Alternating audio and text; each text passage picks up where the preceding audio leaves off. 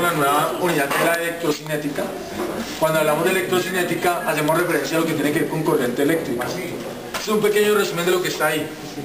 Vamos a hablar de la corriente eléctrica, la corriente convencional, la intensidad de corriente como concepto, a qué hace referencia la corriente continua y la corriente alterna. También los tipos de fuentes de corriente que podemos encontrar, como las pilas y las baterías. Y digamos los nombres que pueden recibir cada una de estas fuentes de corriente, para concluir o dejar para la próxima clase hablar acerca de las fuerzas electromotrices. ¿Listo? Entonces, cuando hablamos de corriente eléctrica hacemos referencia a ¿qué? Esta es la parte de la física que me estudia ¿qué? El movimiento de las cargas. O sea, podemos hablar sobre el estudio de las cargas en movimiento. Básicamente es eso. Cuando estas se mueven a través de ¿qué? De un conductor. Cuando hablamos de un conductor hago referencia a ¿qué? A un alambre, puede ser de cobre, ¿sí? Eso es un conductor. Aunque los dibujos son demasiado pequeños, pero aquí intento interpretar que esto es un alambre, puede ser de cobre. ¿Y cómo es que viajan? ¿Cómo es que viajan los electrones a través de ese metal, de este alambre? ¿Sí? Recuerden que yo les dije a ustedes que en los metales los que se mueven son los electrones.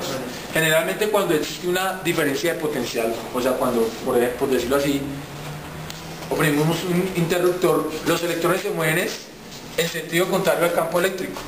¿Sí? Normalmente es el movimiento de los electrones en sentido contrario al campo eléctrico, por eso es que llegan allá y se encienden. Pero convencionalmente, cuando se habla en física acerca de la corriente eléctrica, se cree que la corriente eléctrica tiene una dirección y sus cargas son positivas. Entonces, la corriente real sabemos que es el paso de electrones a través del conductor o del alambre, que es en sentido contrario al campo eléctrico. Pero convencionalmente hablamos de que la corriente, los elementos que se mueven son partículas positivas a través de ¿qué? Del conductor, y tienen la misma dirección del campo eléctrico. Siempre que hablemos de corriente eléctrica estamos hablando de la corriente convencional. O sea, suponemos que las cargas que se trasladan son positivas. ¿Eso quedó claro? Ok. Bueno, eso sucede en los metales. Pero ¿qué sucede si estamos hablando de, por ejemplo, de una combinación en un líquido? Si yo tengo dos placas, una positiva y una negativa, los iones positivos intentan o se atraen hacia la placa negativa y los iones negativos hacia la placa positiva. Eso sucede que cuando existe un líquido, esto en los metales, esto en los líquidos, ¿sí? Pero convencionalmente también podríamos hablar de que en los líquidos podríamos pensar de que la corriente o los electrones o las cargas se mueven siempre de la placa positiva hacia la placa negativa. Es lo que convencionalmente se maneja. Y lo mismo sucede con los gases.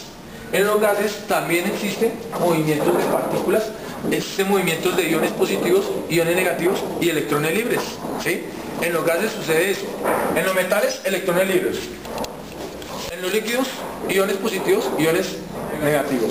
Y en los gases, iones positivos, iones negativos y electrones libres, ¿sí? Por eso el paso de pronto de un rayo se hace a través del aire, que es un gas, ¿sí? Y ahí hay movimientos de partículas tanto positivas como negativas, de iones positivos, negativos o electrones libres. ¿Listo?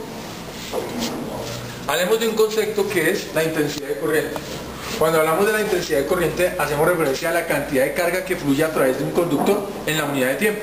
O sea, toda la carga que fluye a través de un alambre en la unidad de tiempo, lo que nosotros conocemos como ¿qué?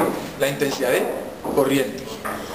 Desde el punto de vista, entre más grueso sea el alambre, mayor cantidad de corriente o mayor flujo de corriente va a haber, ¿cierto? Mayor cantidad de carga va a haber. Por eso, más adelante vamos a darnos cuenta que cuando el alambre es mayor, o digamos, si ustedes observan los alambres de la calle, generalmente son gruesitos. ¿Por qué? Porque hay un flujo de corriente mucho mayor que los que se manejan en las casas, ¿sí?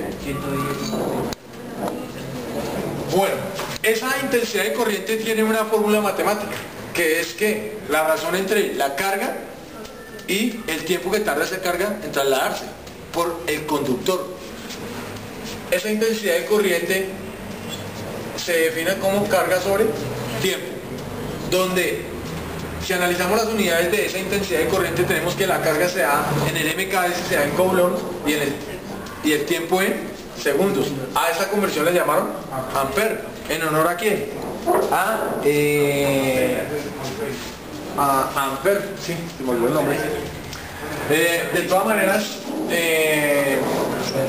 digamos que Ampere fue una de las personas que más aportó en la física en lo que tiene que ver con los campos electromagnéticos, ¿sí? Digamos que ese digamos como que es el aporte mayor de la física de Ampere, y en honor a él se le dio a la intensidad de corriente ese nombre, incluso porque él fue uno de los primeros en intentar comprobar por algún medio diferente cómo medir la corriente. O sea, podríamos decir que fue uno de los primeros inventores de ¿qué? Del amperímetro, ¿sí? Del medidor de corriente. ¿Qué se define como amperio? Pues es la carga de un Coulomb que pasa a través de una sección de un conductor cada segundo. Eso es lo que se define como un amperio. La carga de un Coulomb que pasa a través de una sección de un conductor cada segundo, ¿no? Como lo dije anteriormente, tengamos en cuenta que para la carga convencional, siempre una carga negativa o siempre una carga en movimiento se debe tomar como una carga positiva que siempre se mueve en la dirección del campo eléctrico, ¿cierto?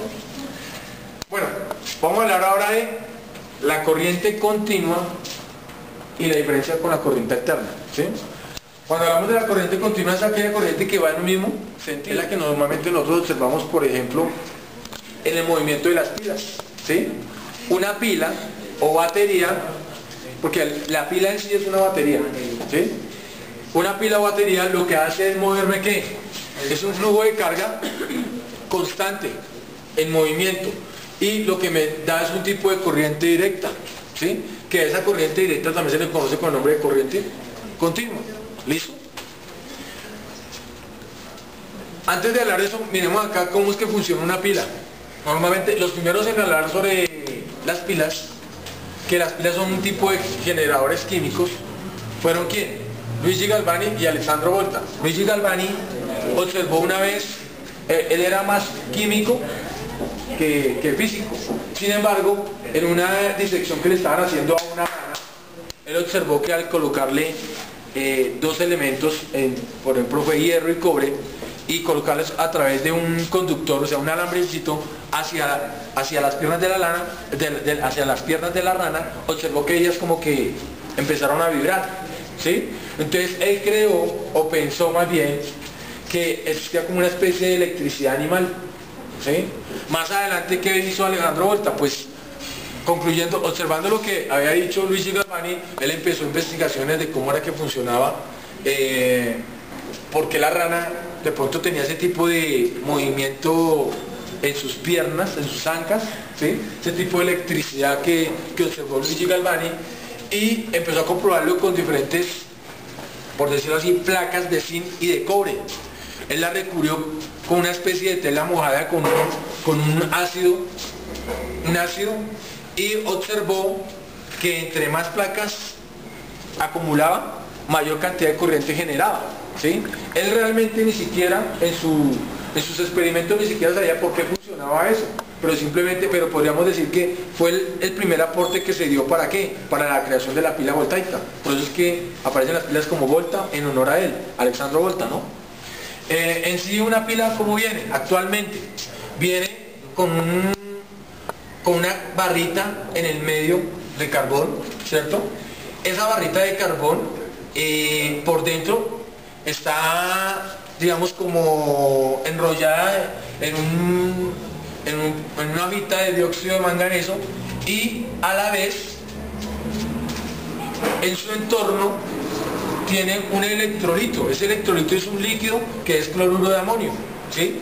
Ese electrolito es el que me permite que si yo cogiera un alambre de cobre, es el que me permite que el manejo interno dentro de la pila haya una diferencia de potencial de aquí a acá, que se trasladan las cargas de acá a acá. Es una diferencia potencial. Por eso las pilas se dan en voltios, porque es un manejo, es un generador, ¿sí? De corriente, donde hay una diferencia de potencial en esa pila donde las cargas positivas fluyen hacia las cargas negativas. Generalmente la pila tiene dos polos, uno positivo y uno negativo. A dos polos también se les conoce con el nombre de borne, ¿sí?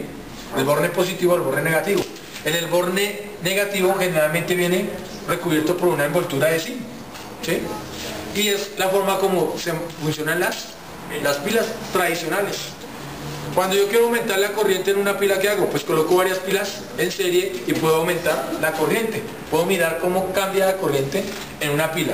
En una pila tradicional, de esas pilas que nosotros normalmente compramos en el mercado, vienen su voltaje es de 1.5 voltios, ¿sí?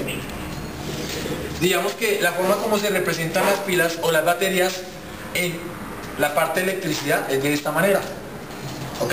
Una forma de representación de, siempre que yo vea esto, o es un generador, una fuente de corriente, una pila o una batería. ¿Listo? Así es que funciona la corriente continua. Ahora, ¿la corriente alterna cuál es? La corriente alterna es la que generalmente nos prestan las empresas de electricidad. Es la corriente que existe en las casas. ¿Por qué es alterna? Porque esa corriente cambia de sentido. En cada uno de los tomacorrientes de una casa, si ustedes observan, yo puedo, digamos por decirlo así, encender un electrodoméstico, o encender una lámpara, o encender algo, y el voltaje, dependiendo de donde yo encienda el electrodoméstico, cambia de sentido. Entonces, al cambiar de sentido, ya no es una corriente directa, sino es una corriente que alterna. A eso se debe su nombre, a que la corriente como tal tiene un cambio de sentido. ¿Listo?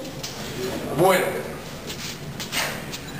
entonces, hablemos de qué, del acumulador de corriente. Como una fuente, como un generador de corriente, tenemos que, por ejemplo, las baterías de los carros que funcionan de esta manera, ya funcionan diferente. También son un tipo de batería, ¿sí? O de pila. La pila de los carros normalmente no es tradicional escuchar ese nombre, pero es lo mismo, ¿no? Es una batería. ¿Y cómo funciona? Ese funciona porque por dentro tiene como una especie de ácido sulfúrico, o no, ácido sulfúrico, y cada una de estas, por decirlo así, cilindros, están formados por placas de plomo, donde el ácido sulfúrico hace las veces de electrolito y estos hacen las veces de las placas que me permiten que el flujo de corriente. Ese es un tipo de ¿qué? De pila química o generador químico. Pero encontramos también otros tipos de generadores. Encontramos como generadores o fuentes de corriente el par termoeléctrico. ¿Qué viene siendo eso?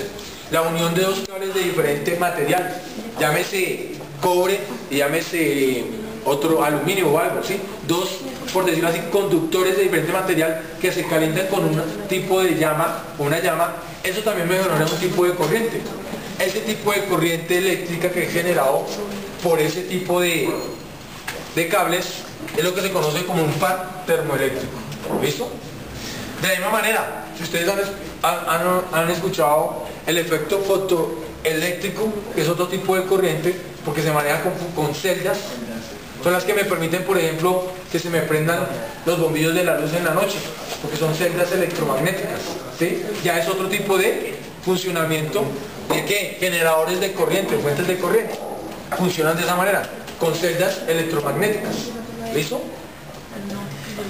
Está el efecto pistoeléctrico, que es la forma como funciona la corriente, y lo hace, por decirlo así, con cristales, básicamente en cristales. Ese funcionamiento pistoeléctrico tiene aplicación básicamente en lo que tiene que ver con los micrófonos de sonido. Eso funciona teniendo en cuenta un efecto pistoeléctrico, pero ahí también hay que, es una fuente de corriente y hay flujo de corriente. Por ahora dejemos hasta ahí esa parte teórica y más